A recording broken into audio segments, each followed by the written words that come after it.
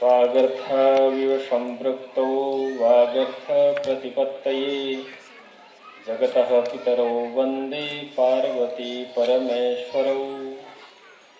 गुरुर्ब्रह्मा गुरुर्विष्णु गुरुर्देवो महेश्वरः गुरुः साक्षात् परब्रह्म तस्मै श्रीगुरवे नमः।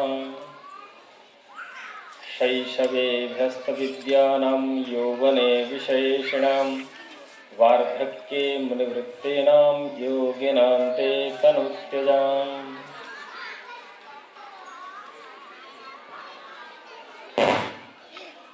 पंचकोश ने केंद्र में राखीने राष्ट्र निर्माण हेतु थी छात्रों निर्माण करवा माटे जे प्रयासरत अने एवा आजना आधुनिक ऋषितुल्य केतन भाई एवं केतन भाईनी संपूर्ण टीम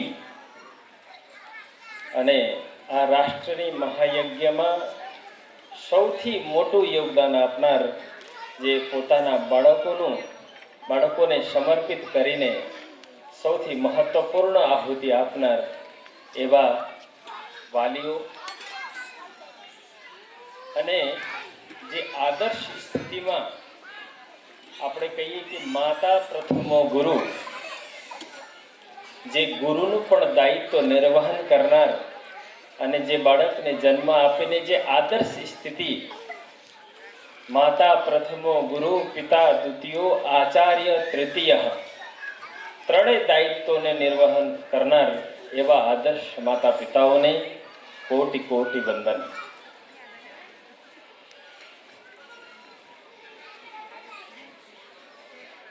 प्रायः देश भर में शिक्षा भारतीय शिक्षा पुनरुत्थान थाय अने पुनरुत्थान माटे देश तथा दुनिया 13 देशों में भ्रमण करीने त्यानी एज्युकेशन पॉलिसी सिस्टम एज्युकेशन पद्धति समझीने अथवा भारत में अथवा दुनिया में शिक्षा व्यवस्था केवी होवी जोईए અને એની પોલિસી એન્ડ મેથોડોલોજી શું હોવી જોઈએ એના માટે ચિંતન કરતા કરતા આપણે દેશભરમાં દુનિયામાં ભ્રમણ કરીએ છીએ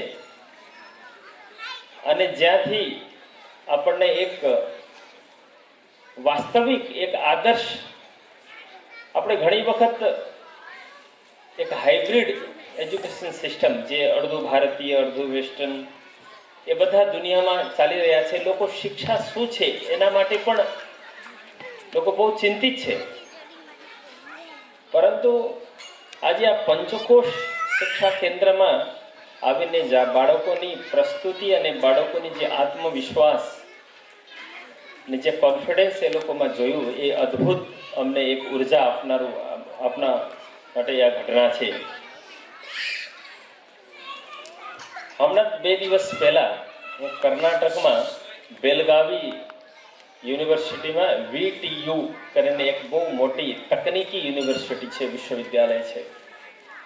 राष्ट्रीय शिक्षा नीति इम्प्लिमेंटेशन माटे कई रीते राष्ट्रीय शिक्षा नीति ने इम्प्लिमेंट करवी जोईए एना अनुसंधान में एक 5 स्टार यूनिवर्सिटी में अमे लोग 3 दिवस 4 दिवस रह्या। त्यार पछी नजदीक में एक धारवाड़ गाम है, त्याथी नजदीक एटले प्राय 8500 किलोमीटर आजुबाजू है। त्या एक मारा मित्र है आचार्य पवनजी, आज मैं फेसबुक में ये स्टोरी एक मूकी है। एक 5 स्टार यूनिवर्सिटी में आटला दिवस शिक्षा ने चिंतन कर्या पछी हूँ धारवाड़ नी पासे एक नानकड़ू गाम है, एक गाम में एक आचार्य जे परंपरा थी खगोलशास्त्र गणित ज्योतिषना मूर्धन्य एवं विद्वान अने आधुनिक शिक्षा जे इलेक्ट्रॉनिक इंजीनियर जे लाखों करोड़ों पैकेज छोड़ीने एक गाम में संघर्ष करीने एक जीर्ण मकान में 5 बाळकोने एक गणितનું અધ્યાપન કરાવી રહ્યા હતા। પછી ત્યાં ગયા પછી મતલબ એક થાક ઉતર્યું. મતલબ એટલું 5 સ્ટારમાં અમે જ્યાં રોકાયા ત્યાં સુવિધા સારી હતી, ભોજન વ્યવસ્થા એકદમ સરસ વ્યવસ્થા હતી. પરંતુ એ ગામમાં તો અમુક સમયમાં લાઇટ પણ નહોતી, જ્યાં ધારવાડ ગુરુકુલમાં ગયો. પણ ત્યાં ગયા પછી એવું લાગ્યું કે આટલા મહિનાનો થાક આપણો ઉતર્યો.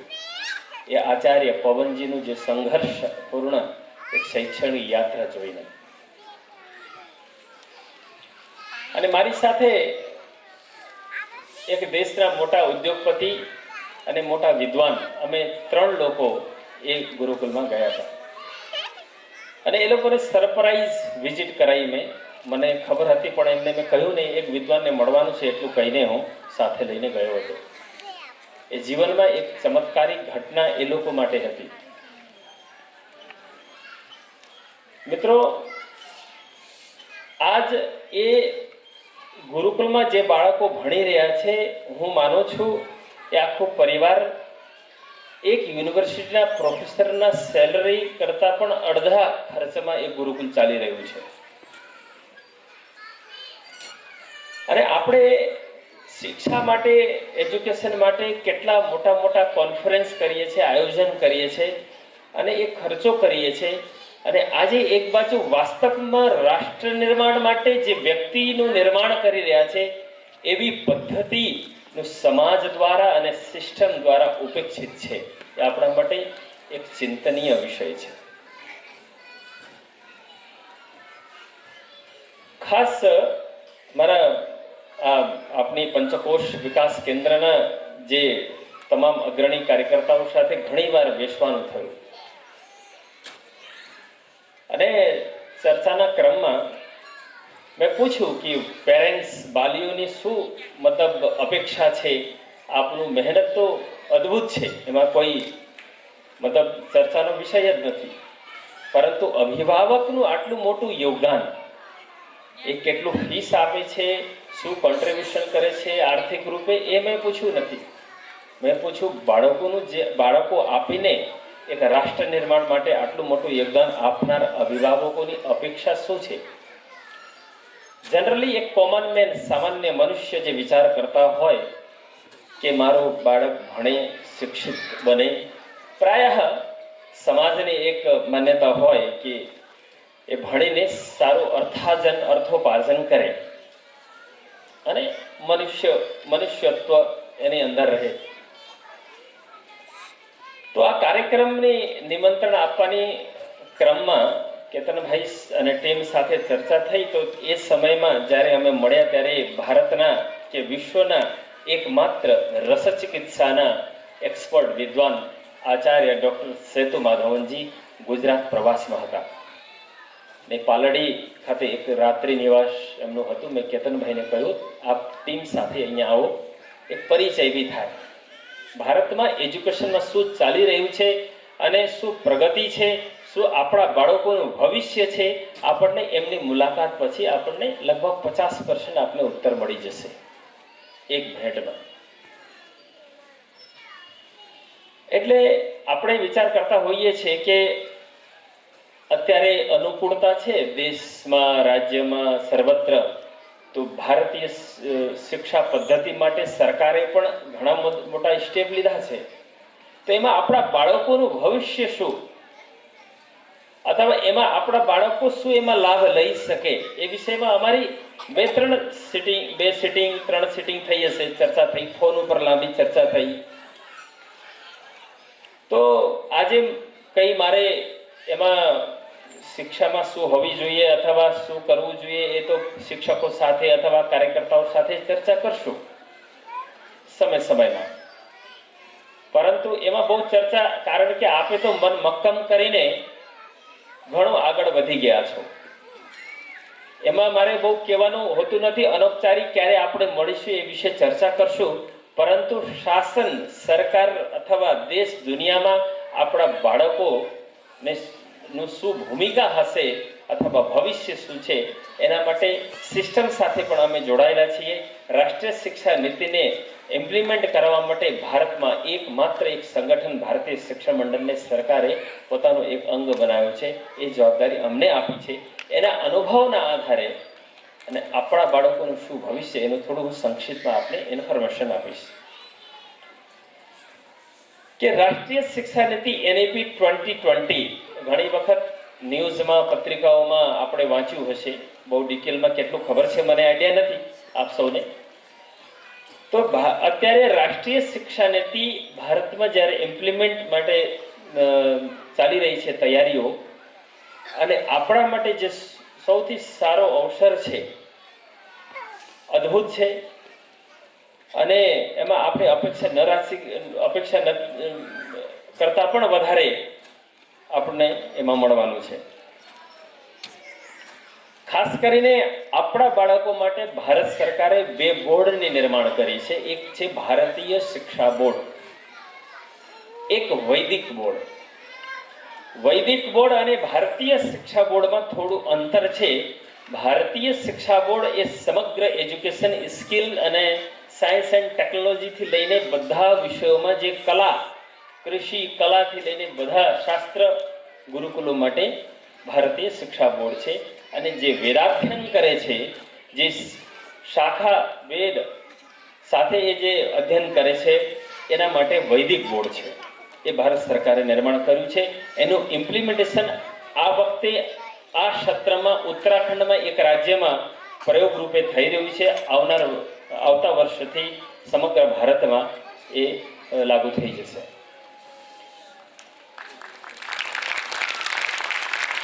અને બીજી વાત કહું કે યુજીસી આપણે સાંભળ્યું હશે, યુનિવર્સિટી ગ્રાન્ટ કમિશન, એટલે યુજીસી યુનિવર્સિટીઓની બોસ છે. તમામ ભારત વર્ષમાં જેટલી પણ યુનિવર્સિટીઓ છે એ યુજીસીની અંતર્ગત આવે છે. યુજીસીએ હમણાં એક પ્રસ્તાવ પાસ કર્યો છે, જેની પાસે નોલેજ હશે, જ્ઞાન હશે, વિદ્વાન હશે, એને પ્રોફેસર બનવા માટે PhDની આવશ્યકતા નથી, એ ડિગ્રીની આવશ્યકતા નથી. રાષ્ટ્રીય શિક્ષા નીતિ 2020 NEP 2020માં સ્પષ્ટ કહેવામાં આવ્યું છે, આ દેશમાં જેની પાસે પણ જ્ઞાન હશે, નોલેજ હશે, એ ગમે તે જગ્યા આવીને બાળકોને કોઈ ઇન્સ્ટિટ્યૂટમાં, યુનિવર્સિટી, કોલેજ આવીને ભણાવી શકશે, શિક્ષક બની શકશે, એ માર્ગદર્શન કરી શકશે. અને ડિગ્રીની કોઈ આવશ્યકતા નથી, જ્ઞાનનું મહત્વ છે. એ રાષ્ટ્રીય શિક્ષા નીતિમાં બહુ જ ભારપૂર્વક કહેવામાં આવ્યું છે અને એ લાગુ થશે. બીજી વસ્તુ, એક એન્ટરપ્રેનરશિપ કરીને એક વિશેષ એમાં પ્રાવધાન છે. અત્યાર સુધી વ્યવસ્થા શું હતી કે અગર હું સાયન્સનો સ્ટુડન્ટ છું તો મારે સંગીત શીખવું હોય, સંગીતમાં PhD કરવી હોય તો મને ન મળે, કારણ મારી રુચિ ભલે સંગીતમાં છે, પરંતુ હું સાયન્સનો સ્ટુડન્ટ નથી, એટલે મને અવકાશ નથી.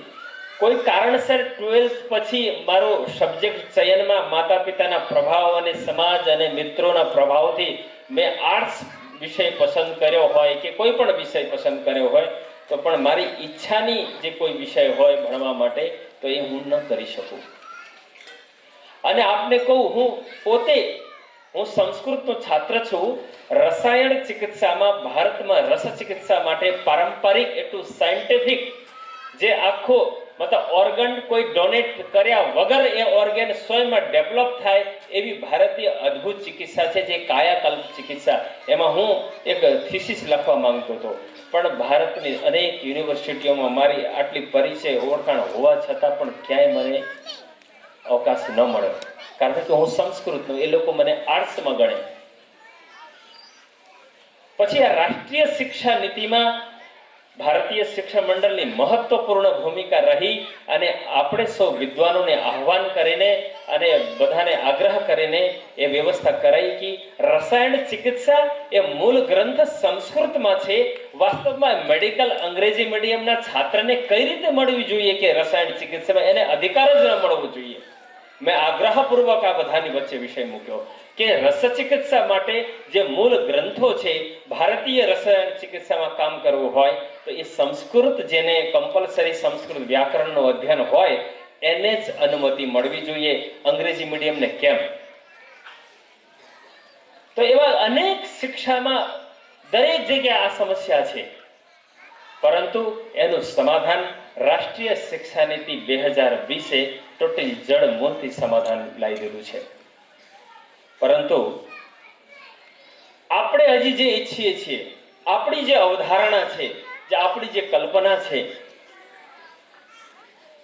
એમાં હું વિચાર કરું તો રાષ્ટ્રીય શિક્ષા નીતિ મારા માટે 70% અનુકૂળ છે, 30% હજી એમાં કાર્ય કરવાનું બાકી છે. પરંતુ એ કેવલ શાસન સરકાર, આપણે ખ્યાલ હશે ભગવદ ગીતા ગુજરાતમાં લાગુ કર્યા એના પહેલા માનનીય વર્તમાન પ્રધાનમંત્રી જ્યારે મુખ્યમંત્રી હતા ત્યારે યોગ વિષય લાગુ કરવા માટે કેટલા હજી પણ કોર્ટમાં એ કેસ ચાલે છે. કારણ કે સમાજનો માનસ તૈયાર કરવો એ સૌથી મહત્વપૂર્ણ કાર્ય છે, જે આ પંચકોશ વિકાસ કેન્દ્રના તમામ કાર્યકર્તાઓ અને વાલીઓએ કર્યું છે. આપણે એ વસ્તુ શાસન, સરકાર અને સમાજમાં આપણા બાળકોનું ભવિષ્ય બહુ ઉજ્જવલ છે અને દુનિયાની શિક્ષાને નેતૃત્વ આપણા જ આ પંચકોશ વિકાસ કેન્દ્રના બાળકો કરશે. આવનાર 10-15 વર્ષમાં એ પરિવર્તન આપ જોશો, એમાં કતઈ શંકાનું કોઈ સ્થાન જ નથી. એ સ્પષ્ટ આપને કહી દઉં. 15 વર્ષ બહુ વધારે નથી અને એ પરિવર્તન આવવાનું ચાલુ થઈ ગયું છે. એટલે એમાં કોઈ પ્રકારનો સંશય રાખતા નહીં. અત્યારે ઘણા બધા ઓપ્શન છે આપણી માટે અને એ ઓપ્શન બી આપણે અનેક વાર ચર્ચા કરશું. એ જ અનુસાર બાળકોને કઈ રીતે પ્રમાણપત્ર મળે. પ્રમાણપત્ર અત્યારે મિત્રો રાષ્ટ્રીય શિક્ષા નીતિ તો એટલું સરળ કરી દીધું છે ને, ઘરમાં કોઈ ગૃહિણી સારી રોટલી બનાવતા આવડતું હોય તો તમે યુનિવર્સિટીમાં એપ્લિકેશન કરો કે મારી વાઈફ બહુ સરસ રોટલી બનાવે છે, તમે એને એનું પ્રશિક્ષણ કરો અને પ્રશિક્ષણ કરશે, જોશે અને સર્ટિફિકેટની કોઈ વેલ્યુ જ નથી. ખરેખર આવી સ્થિતિ કરી દીધી છે. દરેક વસ્તુનું સર્ટિફિકેટ. કેટલા સર્ટિફિકેટ જોઈશે? આપણા જેને બી સર્ટિફિકેટ વધારે જોઈએ મને સંપર્ક કરજો. મહત્વપૂર્ણ છે જ્ઞાન. જ્ઞાન સૌથી મહત્વપૂર્ણ છે. એટલે રાષ્ટ્રીય શિક્ષા નીતિ આવનાર ભવિષ્ય, દુનિયાની ભવિષ્ય નિશ્ચિત કરનાર આવું મહત્વપૂર્ણ આ 200 વર્ષ એટલે 1200 વર્ષ ગુલામી પછી જે 200 વર્ષથી અમારી શિક્ષા એમાં જે રીતે રાહત થઈ શિક્ષાની, એને પુનરુત્થાન માટે આ રાષ્ટ્રીય શિક્ષણ નીતિ 34 વર્ષ પછી નહીં, આ 200 વર્ષ પછી આપણી રાષ્ટ્રીય શિક્ષા નીતિ આવી છે. આપણા માટે એ કોઈ ગીતા જેવો મહાન ગ્રંથ સમાન છે અને આપણનું ગૌરવ અને આપણું એક સ્વાભિમાન ને સ્થાપિત કરનારું આ રાષ્ટ્રીય શિક્ષા નીતિ રહેશે. અને હું કહું છું રાષ્ટ્રીય શિક્ષા નીતિ તો બાજુમાં રહી, એનું કામ કરશે, સિસ્ટમ એનું કામ કરશે, પરંતુ આપણે એ શાસ્ત્રીય આપણે વિચાર કરવાનો કે શાસ્ત્ર શું કહે છે. મેં જેમ મંગલાચરણમાં કીધું, શૈશવે વ્યસ્ત વિદ્યાનમ યૌવને વિષયિણામ. આપણે એક આદર્શ તરફ ચર્ચા કરીએ. શૈશવે બાલ્ય અવસ્થામાં જેની સારી શિક્ષા હોય એ શૈશવે વ્યસ્ત વિદ્યાનમ યૌવને વિષયિણામ. એ તમામ વિષયોનો ઉપભોગ કરતા, ભોગ નહીં ઉપભોગ, ત્યાગ પૂર્વક ભોગ કરીને પોતાનું જીવન શૈશવે વ્યસ્ત વિદ્યાનમ યૌવને વિષયિણામ વાર્ધક્ય મુનિવૃત્તિનામ યોગે નાંતે તનુ ત્યજામ. જ્યારે એનું જીવન યાપન થયા પછી એ પોતાનો ચતુર્થ આશ્રમ જે એક યોગીની જેમ જીવન નિર્વાહ કરશે અને યોગ બળથી પોતાનું શરીર ત્યાગ કરીને મોક્ષને પ્રાપ્ત કરશે. પરંતુ આજની શિક્ષા શૈશવે ભ્રષ્ટ વિદ્યાનમ યૌવને વિષયિણામ વાર્ધક્ય રોગ વૃત્તિનામ ભોગ વૃત્તિનામ રોગેનાંતે તનુ ત્યજામ. જે શિક્ષણ ચાલી રહી છે એ આપણને કઈ દિશા તરફ લઈ જઈ રહી છે? શૈશવે ભ્રષ્ટ વિદ્યાનામ. આપણે જોયું બંને શિક્ષાની આપણે તુલના કરી. એક નાટક બાળકોએ સરસ નાટક ભજવ્યું અને એક એ લોકોએ જે નાટકમાં એક બાળકની અંદર જે ચહેરાનું જે અનુભૂતિ, જે ફિલિંગ કરી રહ્યા હતા, જે અનુભવ કરી રહ્યા હતા, મેં બહુ બારીકીથી એમાં નિહાળ્યું અને જોવાનો મેં પ્રયત્ન કર્યો. એટલે એ જે શિક્ષા અત્યારે ચાલી રહી છે એ શૈશવ અવસ્થામાં ભ્રષ્ટ શિક્ષા અને યુવા અવસ્થામાં એ ભોગ વૃત્તિમાં રત, પછી પછીનું જીવન એ રોગથી યુક્ત અને રોગથી મૃત્યુને પ્રાપ્ત કરીને નરક પામે છે. એટલે મિત્રએ કીધું કે ઘણા લોકોનું યોગદાન, સહયોગ અને નિવાસી ગુરુકુલ માટે એ તો સમાજ આપ સારું કાર્ય કરશો એ ઈશ્વરીય કાર્ય છે. ઈશ્વરીય કાર્યમાં ઈશ્વર આપને સહયોગ કરશે જ. અને આ જો સદી છે, હવેનો જે ભારત હશે એ કરવટ શિક્ષા ક્ષેત્રમાં કરવટ બદલી ચૂકી છે. એટલે આ પુનરુત્થાન થવાનું છે અને ભારત માતા વિશ્વ ગુરુની સ્થાન પર વિરાજમાન થવાના છે. એમાં કોઈ સંશય નથી. એક પ્રકૃતિએ કરવટ બદલી ચૂક્યો છે, એક દિશા બદલાઈ ચૂકી છે. એટલે એ તો થવાનું જ છે. પરંતુ મહત્વપૂર્ણ એ છે કે આપણે એ યજ્ઞમાં, એ પરિવર્તનમાં આપણું કેટલું યોગદાન આપણે આપીશું એ સૌથી મહત્વપૂર્ણ રહેશે. આપ અથવા હું કોઈ પણ યોગદાન ન આપીએ તો પણ પ્રકૃતિએ એક કરવટ લઈ લીધી છે. એટલે હવે એને કોઈ રોકી શકશે નહીં. પરિવર્તન થવાનું છે. પણ એ મહત્વપૂર્ણ આપણા માટે જે સુઅવસર છે, આપણે એમાં આપણું આહુતિ કેટલું આપી શકીએ અને એનું પુણ્ય આપણે કઈ રીતે એનું અર્જન કરી શકીએ એ સૌથી મહત્વપૂર્ણ છે.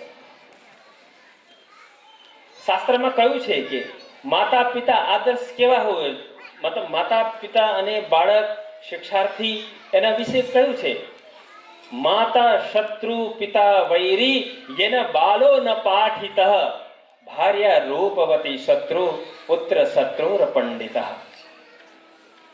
માતા શત્રુ પિતા વૈરી યેન બાલો ન પાઠિત, યાની એક બાળકનો સૌથી શત્રુ એના જીવનમાં કોણ હોઈ શકે તો માતા શત્રુ પિતા વૈરી યેન બાલો ન પાઠિત. ये જે સાચી શિક્ષા, ઉચિત શિક્ષા, સારી શિક્ષા જે માતા પિતા પોતાના બાળકને ન આપી શકે એ માતા પિતા બાળકના જીવનના સૌથી મોટા દુશ્મન છે.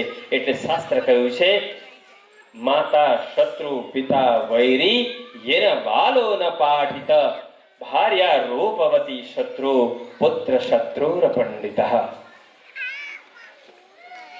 માતા પિતા સારી શિક્ષા આપે એ આપણું કર્તવ્ય છે. नदी झरना ऊपर थी नीचे की ओर बहे ये से प्रकृति का नियम है, परंतु वह उसमें माता पिता की कोई विशेष नहीं है कि अपने बालकों को सही शिक्षा दे, उसमें वो महत्वपूर्ण है, परंतु उससे भी महत्वपूर्ण पुत्र शत्रुर पंडित, पंडित यानी विद्वान. પુત્ર માતા પિતા માટે શત્રુ સમાન છે. મૂર્ખ પુત્ર જે ન ભણે અને જ્ઞાની ન બને, વિદ્વાન ન બને, એ પુત્ર માતા પિતા માટે જીવનમાં સૌથી મોટો શત્રુ ગણાય. એટલે શાસ્ત્રએ કહ્યું છે कि झरना ऊपर से नीचे की ओर बहना ये प्रकृति का नियम है, इसमें झरना का कोई उपकार नहीं है. अपने बालकों को सही शिक्षा देना ये माता पिता का प्रथम धर्म है, कर्तव्य है, ड्यूटी, कर्तव्य, इससे भी ऊपर धर्म है. परंतु शिक्षा लेकर के जब वह झरना यदि उल्टी बहे, वह जो छात्र संस्कारी बने, माता पिता राष्ट्र और अपना कर्तव्य बोध हो, तो वह विशेष वह पुत्र है. એટલે જે શાસ્ત્ર વચન, શાસ્ત્રે જે રીતે કહ્યું છે એ રીતે આપે જીવનમાં બહુ જ સરસ આદર્શ નિર્ણય લીધો છે. और आप सभी को कोटि कोटि नमन है, क्योंकि आज देश में इतनी बड़ी समस्या है. शिक्षा क्या देना, कैसे देना, क्या पढ़ाना, यह भी पढ़े लिखे माता पिताओं को यह भी एक निर्णय लेने की क्षमता का अभाव है.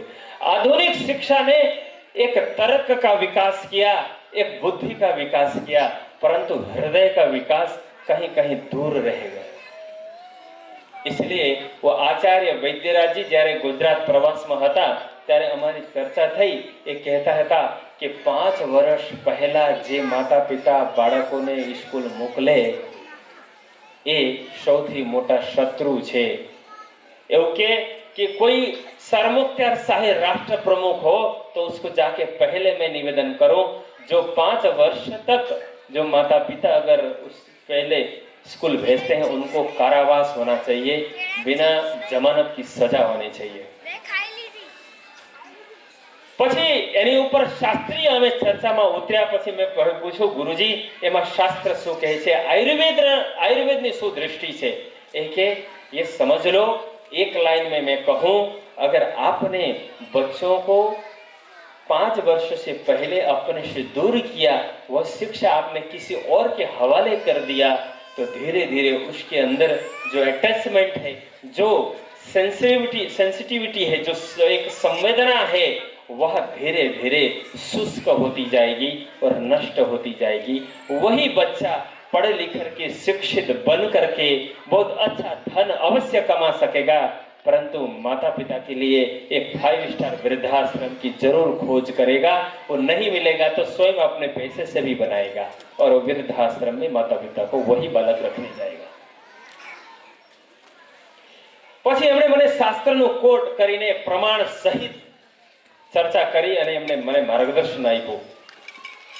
અને સૌથી વિશેષ હું તો જોઉં છું આ પંચકોશ વિકાસ કેન્દ્રમાં સૌથી મહત્વપૂર્ણ, સૌથી ઇમ્પોર્ટન્ટ અને આદર્શ મારા માટે પણ એક અદ્ભુત શ્રદ્ધાનું કેન્દ્ર કે અહીંયા બધા સંગીત શિક્ષકથી લઈને બધા શિક્ષકો એ વાલીઓ છે, માતા પિતા જ છે। અને એ સૌથી આદર્શ શાસ્ત્ર કહે છે માતા પ્રથમો ગુરુ, પિતા દ્વિતીયો, આચાર્ય તૃતીય। જે પ્રાથમિક પ્રાઇમરી એજ્યુકેશન જે વાલીઓ દ્વારા, જે પેરેન્ટ્સ દ્વારા આપવામાં આવે, જે શાસ્ત્ર કહે છે, એ આપણે અહીંયા બહુ આદર્શ સ્થિતિ નિર્માણ કરી છે। એના માટે કોટી કોટી નમન। આ સંભવ નથી। આ દેશભરમાં હજારો ગુરુકુલ ચાલે છે, એ લગભગ 4000 ગુરુકુલ, તો એમાં હું પાઠ્યક્રમ અને આચાર્ય નિર્માણનો વિષય હું જોઉં છું। 4000 કેવલ ગુરુકુલો આ 13 દેશોમાં ચાલે છે, એ અમારી સંપર્કમાં છે। આમ કુલ 10,000 ગુરુકુલ છે, પરંતુ એમાં પેરેન્ટ્સ જ આવીને, કેવલ ગૃહ ગુરુકુલ છોડીને પેરેન્ટ્સ આવીને અને બાળકોને 5 વર્ષ સુધી એ પોતે શિક્ષણ આપે, એ ક્યાંય આવી આદર્શ વ્યવસ્થા નથી મિત્રો, જે આપે એક આદર્શ પૂરું પાડ્યું છે। આ દેશ માટે આપ માર્ગદર્શક છો। હું આ ઉદાહરણ દેશભરમાં હું પહોંચાડીશ અને દેશભરના શિક્ષાવિદો આવશે, આપને મળશે। અને હું આ આદર્શ સ્થિતિ જોઈને મને મારું તો જીવન જ આ શિક્ષા માટે છે। ગુરુકુલ શિક્ષામાં ભણ્યા અને એની ઉત્થાન માટે જ અમે કાર્ય કરી રહ્યા છે। અને હું આ મંચથી સંકલ્પ લઉં છું, આ બાળકોને આજીવન જ્યાં સુધી એ લોકોનું શિક્ષા અધ્યયન ચાલશે, એ શિક્ષામાં મારી જ્યાં પણ માર્ગદર્શન અને અવારનવાર આવીને બાળકોને સાક્ષાત માર્ગદર્શન કોઈ વિષય ભણાવવાનું અવસર મળશે, એ પણ મારા માટે જીવનનું મારું સૌભાગ્ય હું સમજીશ। અને એટલું હું વચન આપું છું, આપના બાળકોને આપણે સુવ્યવસ્થિત અગર એવી રીતે ચાલશે તો આગળ દેશના જે ટોપ લેવલના વિદ્વાનો હશે, જેની પાસે નાસાના સાયન્ટિસ્ટો આવીને ભણતા હશે, એવા વિદ્વાનો આપણા બાળકોને માર્ગદર્શન કરશે। અને વિશ્વમાં આપણા બાળકો જ્યાં સુધી શિક્ષામાં તપસ્યા કરવા માંગશે ત્યાં સુધી પહોંચાડવાની ભારતીય શિક્ષણ મંડળની સંપૂર્ણ તૈયારી છે।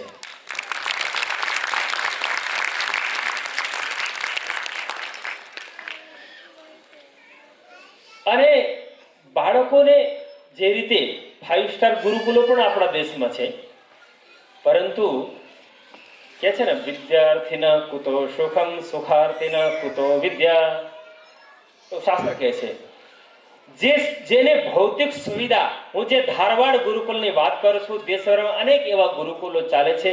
એટલે આ જે બ્રહ્મચર્ય આશ્રમ છે, 8 વર્ષથી લઈને 25 વર્ષ સુધીની જે યાત્રા, શૈક્ષણિક યાત્રા છે, એ સંઘર્ષયુક્ત હોવી જોઈએ। બાળકોને પરિશ્રમ, સંઘર્ષ કરવો જોઈએ, એ પણ શિક્ષાનું એક પાઠ છે। જે સુખ હોય ત્યાં વિદ્યા ન હોય, જ્યાં વિદ્યા હોય ત્યાં સુખની કલ્પના ન કરાય। એ અધ્યયન યાત્રામાં શાસ્ત્ર સ્પષ્ટ કહ્યું છે, સુખાર્થીના કુતો વિદ્યા, વિદ્યાર્થીના કુતો સુખમ। यदि कोई पेरेंट्स એવું વિચાર કરશે કે મારા બાળકને જમવાનું શું મળતું હશે ગુરુકુલમાં, એને પહેરવાનું શું મળતું હશે, અથવા એનું મેન્યુ શું છે, આજકાલ ગુરુકુલોમાં પેરેન્ટ્સનો બહુ હસ્તક્ષેપ હોય છે ઘણી ગુરુકુલોમાં. અને સૌથી पहला पेरेंट्स फोन करे, गुरुजी मेरे बच्चे ने तो जीवन भर कभी भी घर का खाना नहीं खाया है, वो हमेशा होटल से ही खाया है गुरुजी, लेकिन ध्यान रखना गुरुकुल में मेनू कैसा, जरा मेनू मुझे व्हाट्सएप कर दीजिए. એટલે હું આપણે બેલ્જિયમમાં એક અમે લોકો પ્રકલ્પ ચલાવીએ છીએ. બેલ્જિયમમાં 4-5 રાષ્ટ્રોનું કેન્દ્ર બનાવીને ત્યાં 200 પેરેન્ટ્સ અમારી સાથે, આમ 3000 લોકો જોડાયેલા છે, પરંતુ 200 પેરેન્ટ્સ શીખે છે અને એમના બાળકો પણ અમારી પાસે શીખે છે.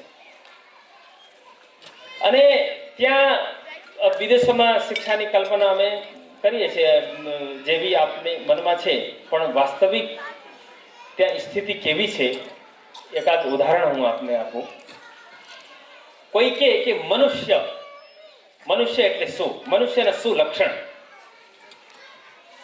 આપણને ખબર હશે. મનુષ્ય આપણે કહીએ મનુષ્ય છીએ, 2 પગ છે, હાથ છે વગેરે, પણ મનુષ્યત્વ, મનુષ્ય નામનું જે તત્વ છે એ તત્વ એમ કોને મનુષ્ય કહેવાય, તો શાસ્ત્રે એમાં ડેફિનેશન આપી છે.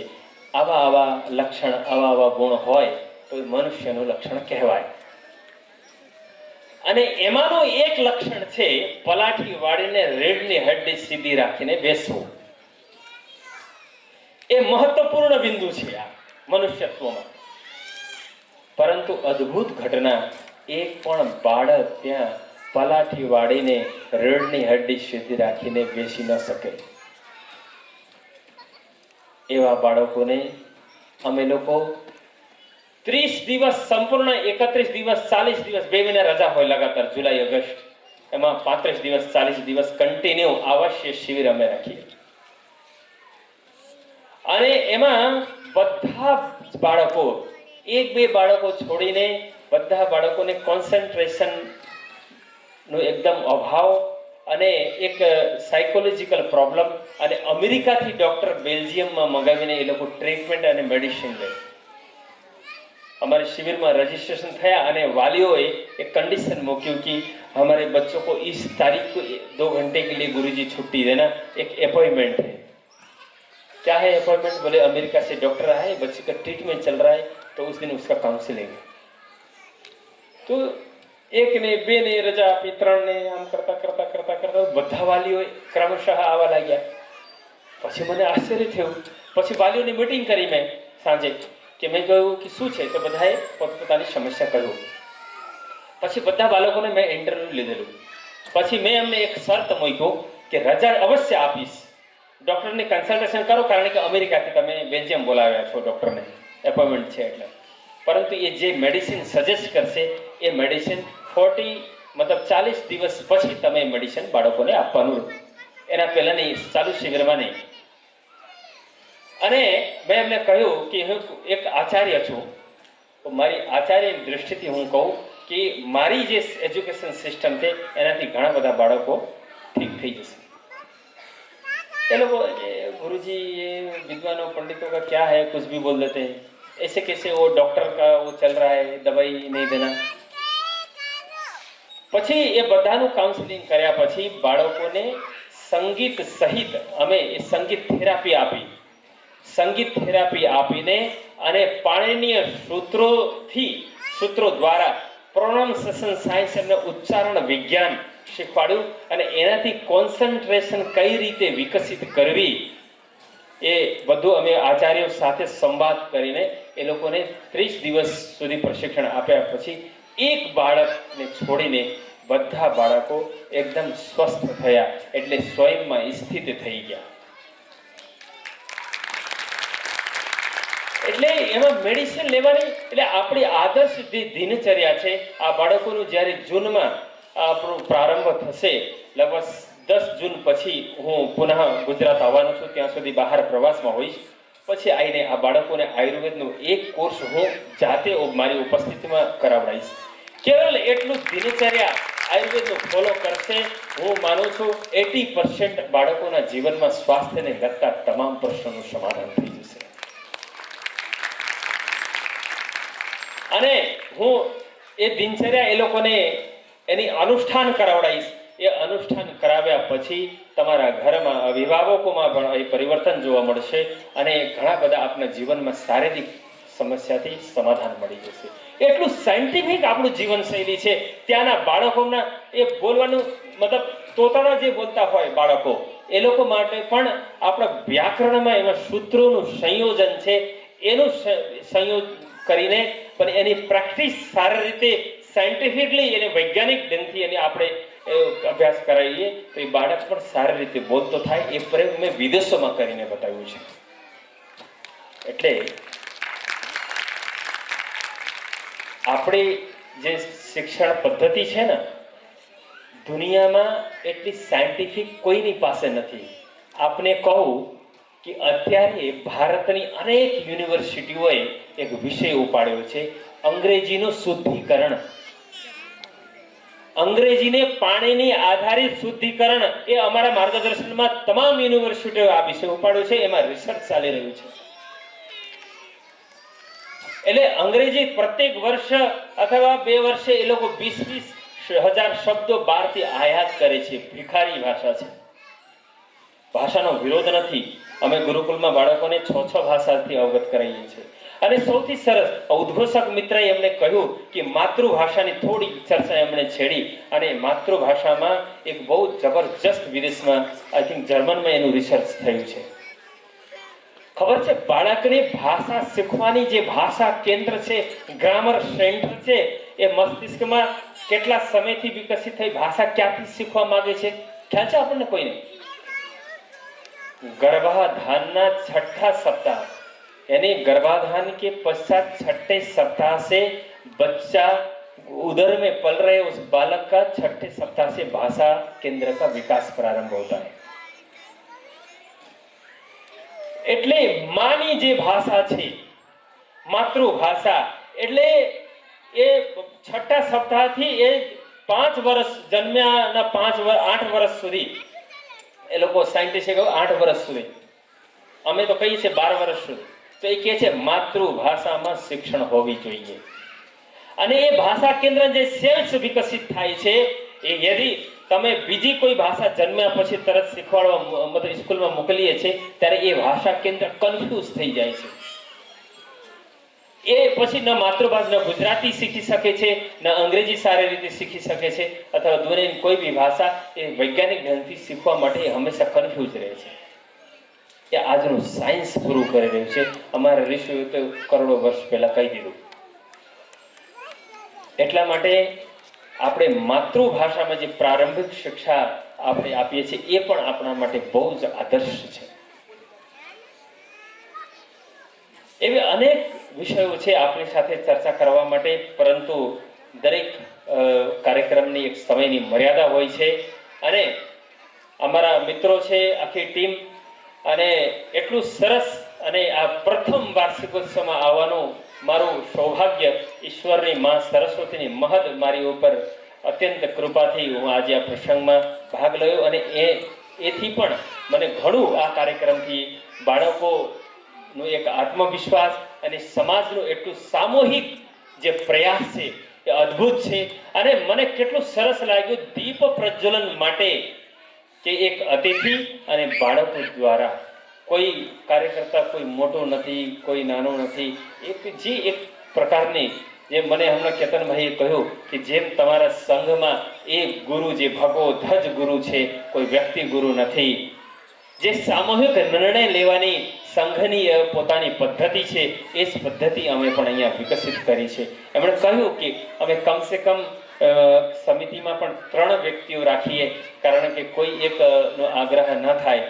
એટલે એટલી સરસ પ્રોસેસ પ્રક્રિયા, અને એટલું કરીને પણ જે લોકોએ પોતાનું એક યોગદાન આપી રહ્યા છે અને જે સરસ આટલી વ્યવસ્થા ઊભી કરી છે એનાથી. અને એમણે કહ્યું કે મેં પૂછ્યું સંપ્રદાય વિશે પણ એમની જે સ્પષ્ટતા, ક્લેરિટી, માત્ર ને માત્ર શિક્ષણ, એજ્યુકેશન એ પણ ભારતીય શિક્ષણ એ અદ્ભુત છે. આપ સૌની ક્લિયરિટી બહુ જ સરસ ઉત્તમ પ્રકારની છે, એમાં કોઈ ચર્ચા કરવાની બહુ આવશ્યકતા નથી.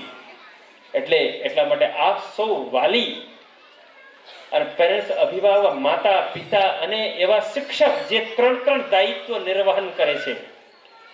અમે સંગઠનમાં કહીએ છીએ દરેક કાર્યકર્તા જે પાકો કાર્યકર્તા હોય ને એ 72 કલાક કામ કરવું જોઈએ. ઘણા લોકો કે 24 કલાક કામ કરવું જોઈએ, 48, તો સંગઠન અમને કહે છે 72 કલાક કામ કરવાની જેની પાસે ક્ષમતા હોય એ જ ભારતીય શિક્ષણ મંડળનો કાર્યકર્તા હોય. અને જે કાર્યકર્તા હોય એ વિદ્વાન હોય એ કાર્યકર્તા. એટલે એને એ બધાને મળીને એક શબ્દ જે કહીએ આચાર્ય, એ આચાર્યમાં બધા ગુણો હોય. એટલે આપ સૌ એ આચાર્ય તુલ્ય જે કાર્યકર્તા ટીમ છે એ બધા આચાર્ય જેમ એ લોકો કામ કરી રહ્યા છે. કારણ કે આખા આપણા પરિવારને 24 કલાક સંપૂર્ણ 24 કલાક આપીએ તોય ઓછું પડે, અને આપણા વ્યવસાયને પણ 24 કલાક આપીએ તોય ઓછું પડે, અને આપણા સામાજિક ક્ષેત્રમાં સામાજિક કાર્યોને પણ 24 કલાક આપીએ તો પણ એ ઓછું પડે. એટલે એક 24 કલાકમાં 72 કલાકની 72 અવર્સ જે કાર્ય કરી શકે એ કાર્યકર્તા છે, એ આચાર્ય છે, જે વિદ્વાન છે એ કાર્યકર્તા છે. આટલી સરસ ક્લેરિટી છે. આપણા ટોલીમાં એક સંસ્કૃતના આચાર્ય છે જે કાર્યકર્તા છે અને પોતે સંસ્કૃત પણ ભણાવે છે. અદ્ભુત, બહુ સરસ. એમનું બેકગ્રાઉન્ડ સંસ્કૃત કે પરંપરાથી નથી ભણ્યા, એમણે મહેનત કરીને આધુનિક શિક્ષામાં શિક્ષણ લઈને પછી સંસ્કૃતનું અધ્યયન કરીને પછી સંસ્કૃત ભણાવે અને આ સામાજિક એક્ટિવિટી પ્રવૃત્તિમાં પણ એટલો સમય આપે. સક્રિય કાર્યકર્તા એ આચાર્ય તુલ્ય છે. એક કાર્યકર્તા આપણા માટે ડાયમંડ છે, રત્નો છે, ઋષિ તુલ્ય છે. એટલે આપ સૌ અભિભાવકોનું એટલું સૌભાગ્ય ગણાય કે આવા કાર્યકર્તાઓ મળે. ને તો કાર્યકર્તામાં ઈગો, અહંકાર અને અનેક પ્રશ્નો હોય. પારિવારિક સમસ્યા હોય, સામાજિક સમસ્યા હોય, વ્યક્તિગત સમસ્યા હોય, એ બધું ગૌણ રાખીને રાષ્ટ્ર નિર્માણ માટે આપ સૌના બાળકો માટે પોતાનું સમયનું એટલું મહત્વપૂર્ણ સમયદાન આપે છે. એ આપણા માટે ઋષિતુલ્ય છે. એટલે આ સૌભાગ્ય છે આપણું. એટલે મને લાગે છે આ પંચકોશ એક આદર્શ સ્થિતિમાં દેશમાં તમામ ભારતીય શિક્ષા પદ્ધતિથી જે લોકો ભણી રહ્યા છે એના માટે જે સમાજ પ્રયાસ કરી રહી છે એ માટે માર્ગદર્શક બનશે એવી અપેક્ષાની સાથે હું આજના મારા જે શબ્દો અહીંયા વિરામ આપું છું. અને ઉદાહરણ આપવામાં, કોઈ સમજાવવામાં કોઈ ત્રુટિ રહી ગઈ હોય તો એ શાસ્ત્રીય ત્રુટિ ન માનીને, મારો વ્યક્તિગત દોષ માનીને મને ક્ષમા કરશો. વંદે ભારતમ, વંદે માતરમ. ભારત માતા કી જય. જયતુ સંસ્કૃતમ, જયતુ ભારતમ.